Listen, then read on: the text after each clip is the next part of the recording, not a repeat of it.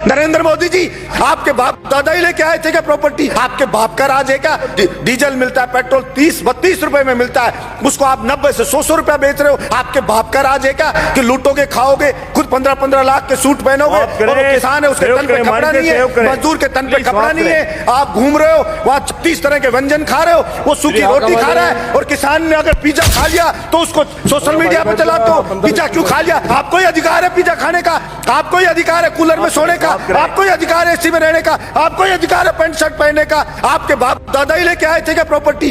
आपके तो मैं चाय बेचने वाला था। नरेंद्र मोदी जी, कितने चाय बेचने वाले 15-15 लाख का सूट पहनते हैं, और वो किसान है, वो कल भी फटी धोती में था, आज भी फटी धोती में था। फिर कहां से आप जनता के तेजी हो गए? आपने मूर्ख बनाया, भावनाओं को भड़काया जनता की को, और आप जनता को भड़का के वहां बैठ गए, और इस बात का पाप लगेगा। और आपको मैं तो कहता हूं कि देखना, इसी जिंदगी में रहते रहते आपको सजा भुगत के जानी पड़ेगी कि नरेंद्र मोदी को हाथ जोड़ करके, सर झुका करके और माफी मांगनी चाहिए देश के किसानों से कि मुझसे गलती हो गई, मेरी मति भ्रष्ट हो गई थी, मेरी बुद्धि भ्रष्ट हो गई थी, इसलिए मैं अहंकार में आ गया था और मैं माफी मांगता हूं, मैं इन बिलों को वापस लेता हूं।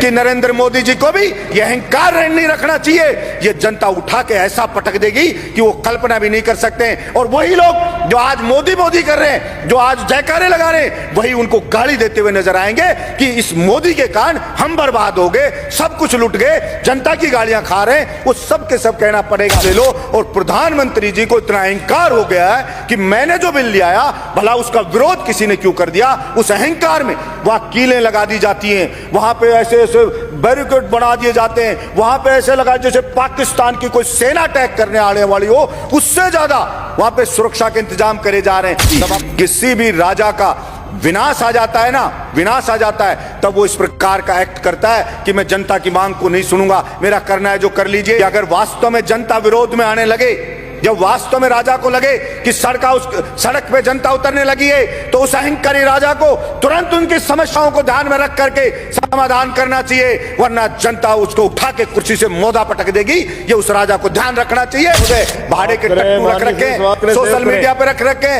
वो मोदी मोदी करते हैं, वो उसकी बड़ाई करते हैं, वो भड़ाई करते हैं। और मैं कहता हूं ऐसे ही चाटुकार, और कुछ चाटुकार होते हैं, वही उसको मरवाते हैं, वही उसको बर्बाद करवाते हैं। और यही हश्र आप देखना सभापति महोदय, ये केंद्र सरकार का होने वाला है।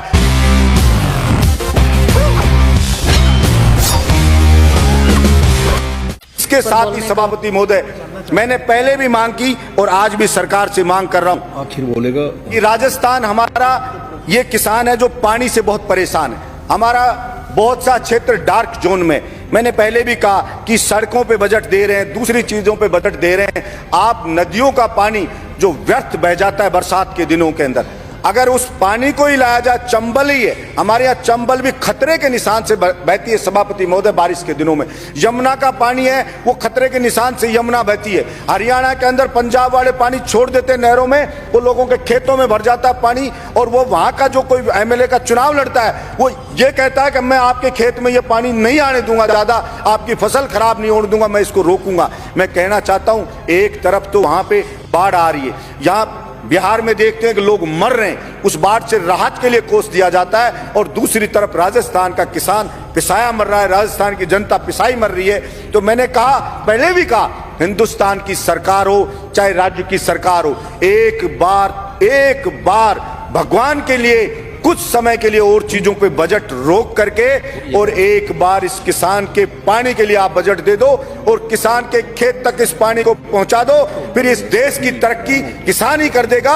और जो किसान के बेटे हैं, बेरोजगार हैं, उनको आप रोजगार दे दो, किसान की फसल को खरीद लो, किसान को सस्ते दाम पे डीजल दे दो, किसान को बिजली मुफ्त दे दो, गरीब को बिजली मुफ्त दे दो, तो वो जब वो खुशहाल हो जाएगा सभापति महोदय, किसान खुशहाल हो जाएगा, मजदूर खुशहाल हो जाएगा, तो फिर अपने आप ही देश खुशहाल हो जाएगा। लेकिन यहाँ पता नहीं, मैं समझता हूं देश को खुश करने का मतलब सरकारें क्या समझती हैं। देश जो बना है वो यहाँ पे रहने वाले लोगों से सभापति महोदय देश बना है। अगर वहां के लोग खुश नहीं है, अगर वहां के लोग संतुष्ट नहीं है, तो वो देश पर कैसे खुशहाल हो सकता है? सिर्फ झूठे नारे लगाने से, झूठी बातें करने से कोई देश खुश नहीं हो जाता। सभापति महोदय, किसान पढ़े, अलग अलग बॉर्डर पे पड़े, 2 मिनट में कर रहा हूं सभापति महोदय, अलग अलग बॉर्डर पे पड़े, बच्चे उनके बैठे हैं, महिलाएं वहां पे बैठी हैं, विनती कर रहे हैं बेचारे कि साहब ये 3 जो बिल लाई है केंद्र सरकार, इससे हम बर्बाद हो जाएंगे, हमारी मंडियां बर्बाद हो जाएगी। प्रधानमंत्री जी इन तीनों बिल को वापस ले लो। और प्रधानमंत्री जी को इतना अहंकार हो गया है कि मैंने जो बिल ले आया, भला उसका विरोध किसी ने क्यों कर दिया। उस अहंकार में वहां कीलें लगा दी जाती हैं, वहां पे ऐसे ऐसे बैरिकेड बना दिए जाते हैं, वहां पे ऐसे लगा जैसे पाकिस्तान की कोई सेना अटैक करने आने वाली हो, उससे ज्यादा वहां पे सुरक्षा के इंतजाम करे जा रहे हैं। सभापति महोदय, मैं ये कहना चाहता हूं, विनाश काले विपरीत बुद्धि। किसी भी राजा का विनाश आ जाता है ना, विनाश आ जाता है, तब वो इस प्रकार का एक्ट करता है कि मैं जनता की मांग को नहीं सुनूंगा, मेरा करना है जो कर लीजिए। चाणक्य ने भी कहा है कि अगर वास्तव में जनता विरोध में आने लगे, जब वास्तव में राजा को लगे कि सड़क पे जनता उतरने लगी है, तो उस अहंकारी राजा को तुरंत उनकी समस्याओं को ध्यान में रख करके समाधान करना चाहिए, वरना जनता उसको उठा के कुर्सी से मोदा पटक देगी। ये उस राजा को ध्यान रखना चाहिए। मैं कहना चाहता हूं मेरे इस सदन से कि नरेंद्र मोदी जी को भी यह अहंकार नहीं रखना चाहिए। ये जनता उठा के ऐसा पटक देगी कि वो कल्पना भी नहीं कर सकते। और वही लोग जो आज मोदी मोदी कर रहे हैं, जो आज जयकारे लगा रहे हैं, वही उनको गाली देते हुए नजर आएंगे कि इस मोदी के कारण हम बर्बाद हो गए, सब कुछ लुट गए, जनता की गालियां खा रहे हैं। वो सब के सब कहना पड़ेगा। सभापति महोदय, भाड़े के टट्टू रख रखे, सोशल मीडिया पे रख रखे हैं, वो मोदी मोदी करते हैं, वो उसकी बढ़ाई करते हैं, वो बढ़ाई करते हैं। और मैं कहता हूं ऐसे ही चाटुकार, और कुछ चाटुकार होते हैं, वही उसको मरवाते हैं, वही उसको बर्बाद करवाते हैं। और यही हश्र आप देखना सभापति महोदय, ये केंद्र सरकार का होने वाला है। इसलिए मैं तो मांग करता हूं यहां से कि नरेंद्र मोदी को हाथ जोड़ करके और सर झुका करके और माफी मांगनी चाहिए देश के किसानों से कि मुझसे गलती हो गई, मेरी मति भ्रष्ट हो गई थी, मेरी बुद्धि भ्रष्ट हो गई थी, इसलिए मैं अहंकार में आ गया था। और मैं माफी मांगता हूं, इन बिलों को वापस लेता हूं और एमएसपी पे पूरी फसलों को खरीदे।